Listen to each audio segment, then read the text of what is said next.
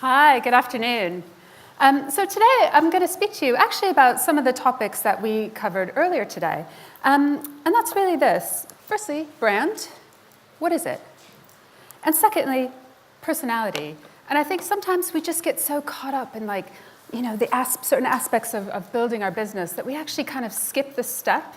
And it's really important. And we're going to talk about why. So first of all, just to introduce myself, I'm Lisa Campana, as Ollie said, and I'm head of design at MOO. MOO are an e-commerce-based digital print and design company. We've been around for just over 10 years, and we have offices both in the US and in London. My team is the creative team, and we kind of do all the pretty stuff, as some people say. And for those of you who aren't familiar with us, I have just a really short reel just to give you a little bit of a taste of what we do.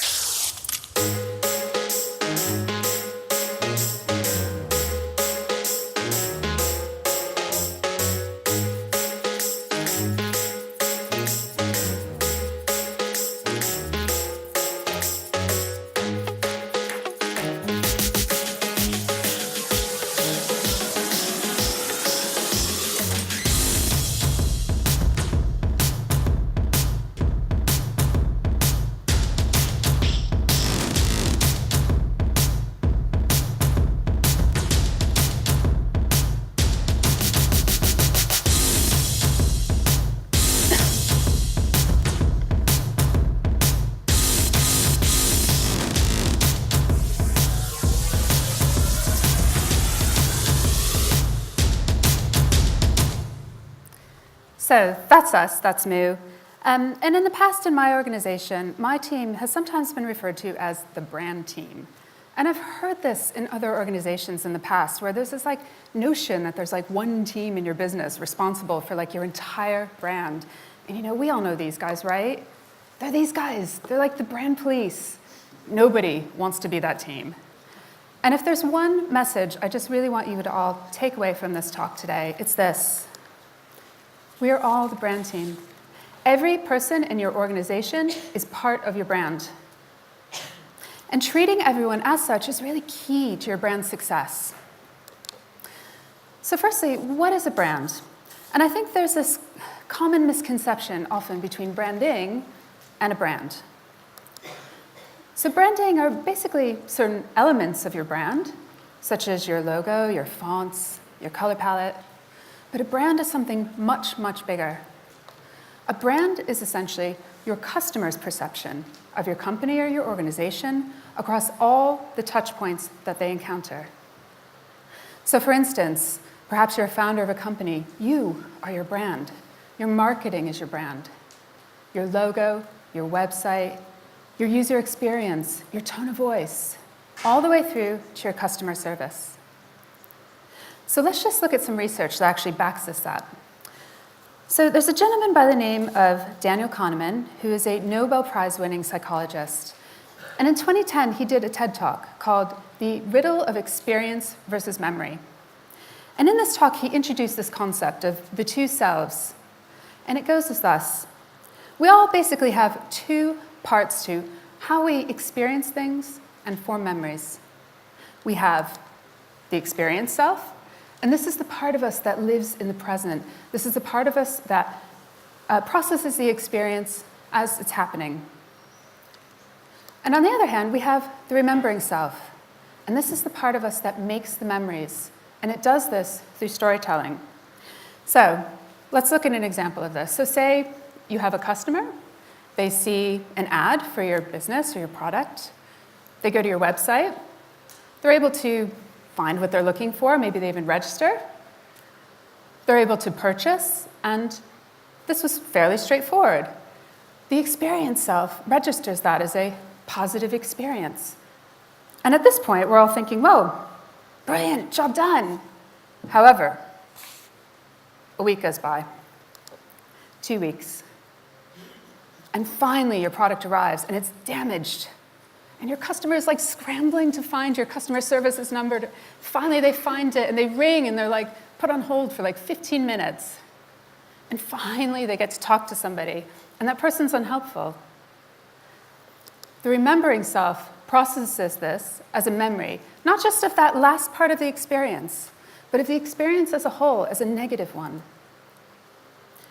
So hopefully this illustrates that why, when building your brand, you need to really pay attention to every single touch point your customer comes into contact with you, so that the overall experience of your brand is a positive one, because this is really what we're all aiming for, right? And we know that when done right, brands have this real power of attraction. What is that? How does that happen?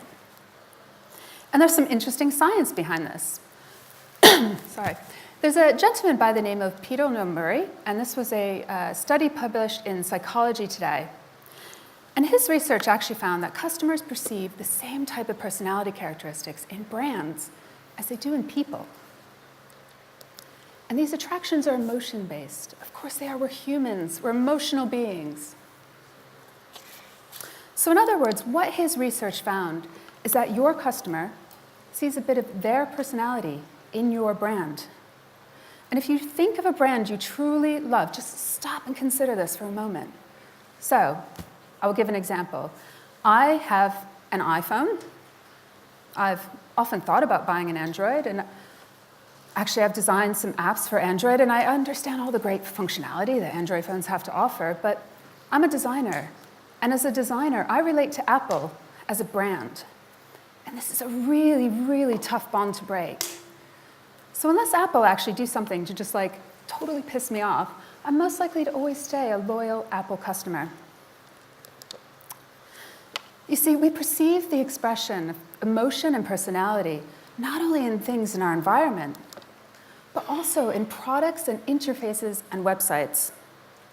So if you don't consider your product's personality when you're building your brand, you might not actually be giving off the sort of impression you're intending. So, how do you find your brand personality? Where do you start? And the best place to start is by asking just one simple question, and that's this: why? Why should customers care about your product? And this really comes down to your organization's mission, vision, and purpose. This is the reason why all of us go to work for the company or organization that we work for, because it is very unlikely that any of us would work for a company or organization whose values didn't somewhat align to our own. So doesn't it just make sense that actually your customers would respond to this same thing? So a great place to start is with your company's mission statement. Now, your mission statement is really your company's core purpose. It's your reason for existing beyond just making a profit. Every company should have one. So let's just quickly look at some examples. So for instance, can anybody guess whose mission statement this is? I heard it. Very quiet. Yes, this is Facebook. And actually, if you look at Mark Zuckerberg's profile, he's actually got it right there. It's on his intro. This is how he introduces his company. And this is another one. Actually, I think this one's quite easy. Airbnb. Yes, exactly. This is Airbnb. And Airbnb really do embody this idea of belonging everywhere, belonging anywhere, sorry. They have it. They use it not just in their marketing, but also on their website. It's even there. It's in their search bar, this concept of anywhere. So they really embody this. And this is ours. This is MOO. So our mission statement is, we believe in great design for everyone. The next step is really kind of distilling this down into a set of relatable human characteristics. And these are what's known as your brand's characteristics. This really is your brand's personality. The best way to think about this is, if your brand were a person, how would you describe them? They need to be relatable characteristics, and they need to be authentic to your brand. You cannot copy somebody else's. You know how you can always tell when somebody kind of comes across a bit fake? Your customers can too. So it's important that they are authentic to you. So this is where we started. We started with, we believe in great design for everyone. And we kind of split this apart and looked at it in two different areas. And we started with great design. And we workshopped this across the business, and we got people from different areas across the business, and we all asked them the same question: what is great design? And we got lots of answers. People said things like, well, it's consistent, it's useful, functional. We even got life-changing, which is great. But when you think about it, really, what is the single most important thing from a customer's point of view? And we landed on helpful. And actually, there's a paragraph of text in our mission statement which describes exactly this. It's about helping people and businesses of all sizes make their mark on the world. So next, we started to look at helpful, and what does that mean to different areas in the business? And we whiteboarded this, and this is an example of my team in creative, and actually specifically we were looking at photography. What does helpful mean to that? And we came up with things like, well, being consistent, being clear, showing scale, maybe even textures, showing really close-ups of our products. So next, we looked at the second part of that statement, for everyone.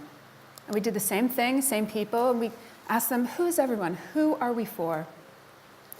And again, all sorts of answers, designers, non-designers, small businesses, big businesses. But when we boil it all down, really, we're human, we're for humans. And this characteristic is actually really just, it grounds us. Because anybody who knows MOO in the past, we tend to go a little bit out there sometimes, which we now call MOO world. And MOO world is not for everyone. So this characteristic really just keeps us grounded and reminds us that we are for everyone. And we did exactly the same thing. We looked at how human related to, in this case, again, visual design. We got answers like, it's about being honest, it's about being relatable, maybe with humor and personality. And humans, we aren't perfect. We have imperfections and flaws. So from great design for everyone, we have what we call our 2 hero brand characteristics. Now, we have more than these 2, but just for now, I'm going to focus on these 2. So you have these. Now, how do you use them to guide your work? This is an example of an email that actually we sent out last year to customers who had purchased business cards, and we wanted to just simply show them some of our other great products. When we sent this email, we were thinking, well, it does a job, it's okay, we're quite happy with it. However, when we re-looked at this through the lens of being helpful and human, we actually realized it didn't quite live up to that. And this is how we reimagined it. So in the example on the right, we're being helpful in that we're helping you imagine what multiple products can do just for one company. We're using one business. And in this example, this is a juice bar. We're using props that actually relate to that business. And the background is much more neutral. The products you can see much more clearly.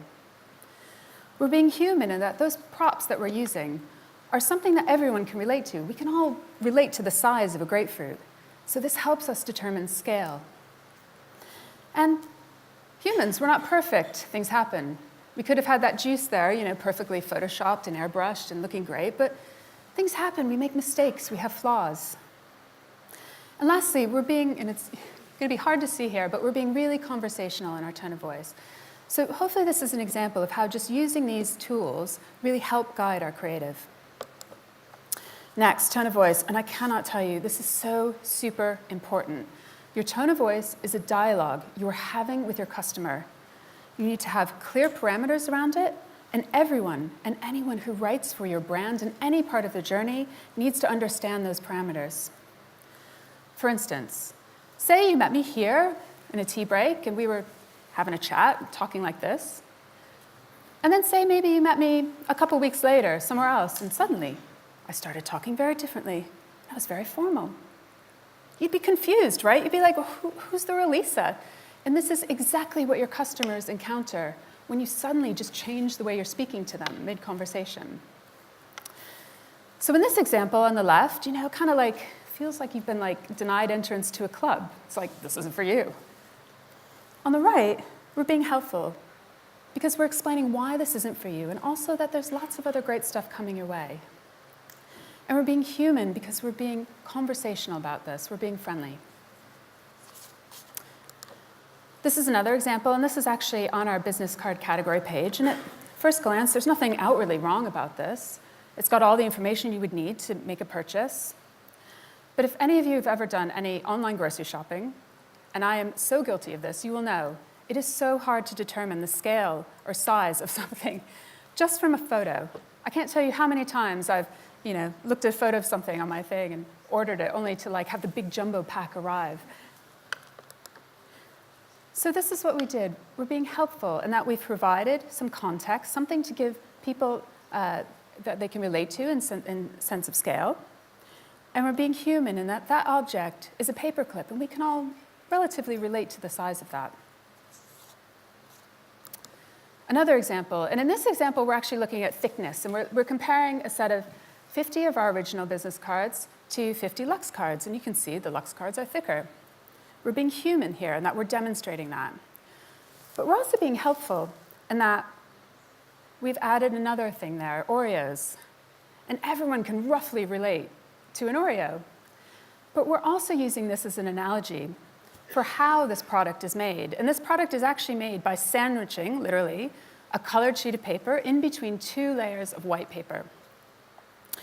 Unless we were being human in that, there's a bite out of that cookie, there's crumbs. It looks like somebody's been there. Brand characteristics, again, they need to be owned by everyone in your organization. And our brand characteristics really do live within our organization. We use them in new starter workshops. We have brand toolkits, which we hand out to all of our employees so we can use these as tools day to day. Because remember, we are all the brand team. Everyone in your organization is working towards the shared goal of a great customer experience with your brand. Personality characteristics, they work for any brand. I did this talk a couple months ago, and afterwards, a woman came up to me and she said, well, what about healthcare? How could this possibly work for healthcare? I said, well, really simple. Think about your doctor and what kind of personality characteristics you would expect from your GP. You might want them to be trustworthy, knowledgeable, relatable, someone who speaks your own language and not kind of medical speak, someone you can confide in. These really do work for any brand. And lastly, doing this work on brand personality equals money. Everyone wants to hear. This is a study published by the Design Management Institute, and they've been tracking these what they call design-led companies. And by that, they mean companies that place a focus on consistency in how their brand is communicated across all touch points, exactly what we've been talking about here today. And they've been tracking these companies for 10 years. And what they found is that these companies have constantly outperformed on the S&P by 211%. And that is a lot of money. So keep that in mind when somebody tells you that doing this work is not important. And when you look at the top 15 of these businesses, there will probably be some what I call super brands in there, probably even brands that you admire. So just as a final thought, I'd like you to consider this. Regardless of whether you intentionally give your product a personality, people will perceive one. The human brain is just hardwired to see personality in things. So try this. Ask your customers, if my brand were a person, how would you describe us? And if you haven't considered your brand's personality, you may actually be surprised at the answer. Thanks.